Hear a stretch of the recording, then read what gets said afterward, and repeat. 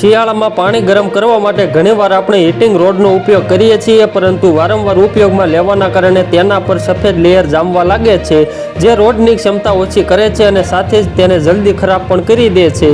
આ લેયર સામાન્ય રીતે પાણીમાં રહેલા ખનિજ પદાર્થોના કારણે બને છે. જો તમે તેને સાફ કરવા માંગો છો તો કેટલાક સિમ્પલ ઘરગથ્થુ ઉપાય છે જેની મદદથી તમે મિનિટોમાં તેને ચાંદી જેવું ચમકાવી શકો છો. સૌથી પહેલાં એક ડોલમાં પાણી ભરી લો અને રોડને તેમાં ઓન કરી લટકાવી દો. જ્યારે રોડ ખૂબ જ ગરમ થઈ જાય તો હવે તેને બહાર કાઢો અને ખાલી સ્ટીલની ડોલમાં લટકાવી દો. જોતામાં ગરમ થઈને રોડ લાલ થવા લાગશે અને સફેદ લેયર ખરવા લાગશે.